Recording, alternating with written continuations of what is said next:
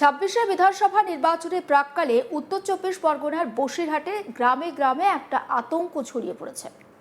২ নম্বর ব্লকের একাধিক গ্রামে ভোটার তালিকা ঘিরে একটা তীব্র উত্তেজনা। অভিযোগ, পাশাপাশি থাকা একাধিক বুথে হঠাৎ করেই বিপুল সংখ্যক ভোটারের নাম বাদ পড়েছে। আর এর জেরে ভোটাধিকার হারানোর আশঙ্কায় আতঙ্কিত হয়ে পড়েছেন সাধারণ মানুষ। পরিস্থিতি এমন পর্যায়ে পৌঁছেছে যে ইতিমধ্যে রাস্তায় নেমে বিক্ষোভ দেখাতে শুরু করেছেন সেখানকার বাসিন্দারা। ঘটনাটি ঘটেছে বসিরহাট ২ নম্বর ব্লকের বেগমপুর বিবিপুর গ্রাম পঞ্চায়েতের বুনোরাটি এলাকার ২ নম্বর বুথ এবং পার্শ্ববর্তী বড়গোবরা এলাকার ৩ নম্বর বুথে। স্থানীয় সূত্রে জানা গিয়েছে, বুনোরাটি এলাকার ২ নম্বর বুথে মোট ৯১০ জন ভোটারের মধ্যে ১৪২ জনের নাম ভোটার তালিকা থেকে বাদ পড়েছে।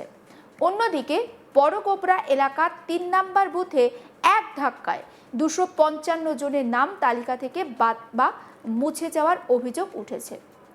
এই ঘটনাকে কেন্দ্র করে চরম ক্ষোভ ছড়িয়ে পড়ে এলাকায়।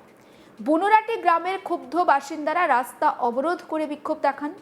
তাদের অভিযোগ, পরিকল্পিতভাবে নির্দিষ্ট কিছু ভোটারদের নাম বাদ দেওয়া হয়েছে।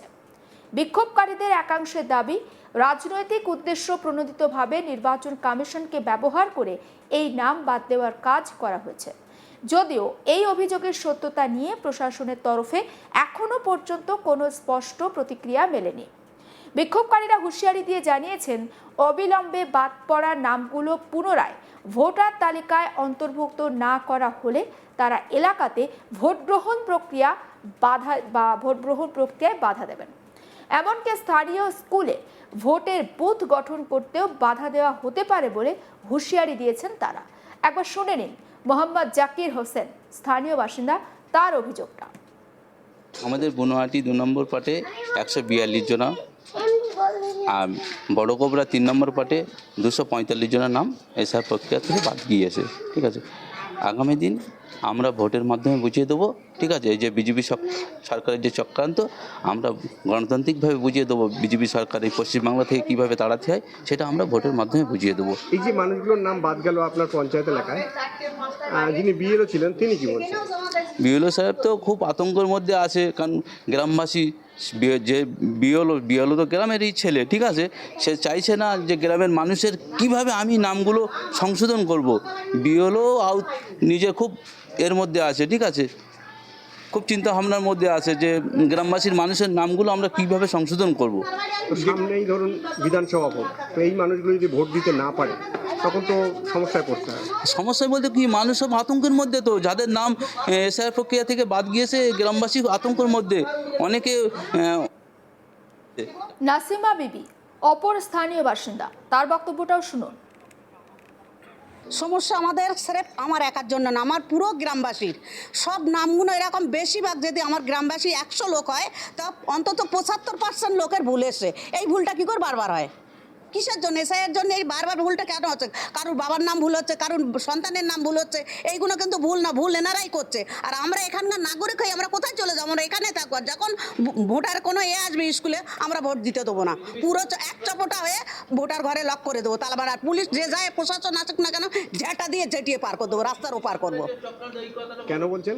কেন বলছি, আমাদের সমস্যাই এই যে আমরা এখানকার নাগরিক হয়ে, আমরা এখানকার নাগরিক না কেন? আমার দাদু, দাদা, নানা, নানি সব এখানকার।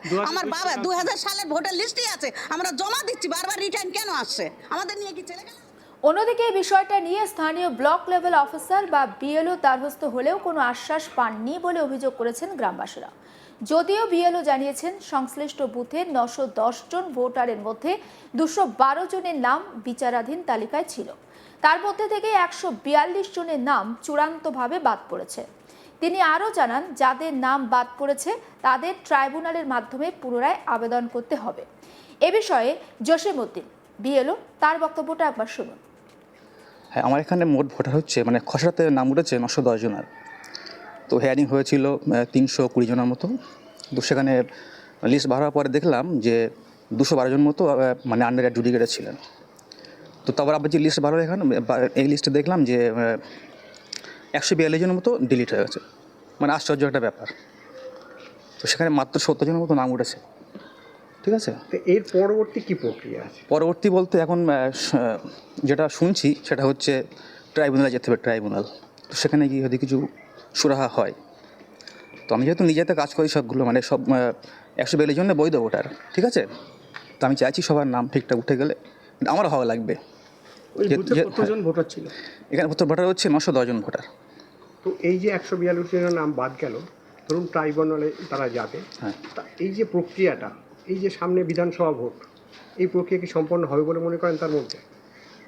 এখন এটা তো সঠিক মানে বলা যাচ্ছে না, তবে যেটা মানে উচিত সব সমস্ত বৈধ ভোটারকে নাম তুলে নিয়ে তারপরে মানে তবে শুধু পুনরাটে বা বড়গোবরা এলাকা নয়, বসিরহাটের কচুয়া এলাকাতেও এই ধরনের অভিযোগ সামনে এসেছে। সেখানে একাধিক বুথে গণহারে ভোটারের নাম বাদ পড়েছে এবং রীতিমতো আতঙ্ক বেড়েছে।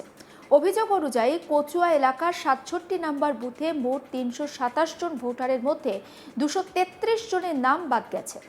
একইভাবে 64 নম্বর বুথে 334 জনের মধ্যে 274 জন এবং 65 নম্বর বুথে 306 জনের মধ্যে 242 জনের নাম বাদ গিয়েছে। এই বিষয়ে একজন নাম বাদ যাওয়া ভোটার তার বক্তব্য আপনাদের সামনে রাখবো। আপনার স্ত্রী বিয়ে হলো? হ্যাঁ, কত নম্বর বুথে? 56 নম্বর। 56 নম্বর বুথে কচুয়া পঞ্চায়েত বসিরহাট। আপনি আপনার 2002 সালে নাম ছিল? হ্যাঁ, 2002 সালে নাম ছিল আমার। তারপর আপনাকে হিয়ারিং এ ডাকা হয়েছিল? হ্যাঁ, হিয়ারিং ঢাকা এসে তারপর কি হলো? হিয়ারিং এ আমি কাগজপত্র সব দিয়েছি। 2002-তে আমার ভোট আছে। আমি হচ্ছে মাধ্যমিক অ্যাডমিট দিয়েছি, সার্টিফিকেট দিয়েছি 2002 সালে। এটা হচ্ছে কাগজপত্র দিয়েছি। তারপরে হচ্ছে 2000 ভোটার 25 সালে ভোটার লিস্টের নাম দিয়েছি এবং তারপরে কোর্টের অ্যাফিডাভিট দিয়েছি। আপনার সাপ্লিমেন্ট নাম আবার ডিলেট দেখাচ্ছি। আপনি তো একেবারে নির্বাচন কমিশনের লোক, আপনার হ্যাঁ, সেই জায়গায় দাঁড়িয়ে কি ভাবছেন বা কি করবেন? ওই আপাতত আছে ওই হচ্ছে নির্বাচন কমিশনকে বাধা। বর্তমান পরিস্থিতিতে স্বাভাবিকভাবে উত্তপ্ত এবং থমথমে এলাকা। প্রশাসনের তরফে দ্রুত হস্তক্ষেপ না করা হলে এই বিক্ষোভ আরও বড় আকার নিতে পারে বলে আশঙ্কা করা হচ্ছে।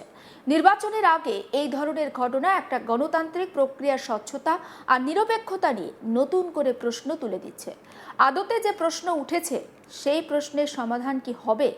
এই যে এত সংখ্যক মানুষের নাম বাদ পড়েছে, এই সমস্ত মানুষজন তারা কি 2026-এর বিধানসভা নির্বাচনে ভোট দিতে পারবেন? সত্যি কি তাদের নাম আবার ভোটার তালিকায় উঠবে? যে ট্রাইব্যুনালের মাধ্যমে বলা হচ্ছে যে তাদের আবার আবেদন করতে, ট্রাইব্যুনালের মাধ্যমে আবেদন করলে সত্যি কি তাদের নাম এই দ্রুত ভোটার তালিকাতে উঠবে এবং 29 তারিখে কি তারা ভোট দিতে পারবেন? এটাই সবথেকে বড় প্রশ্ন। সমস্ত আপডেট আপনাদের দেব, অবশ্যই নজর রাখুন আজ তাক বাংলায়। সাবস্ক্রাইব করতে ভুলবেন না।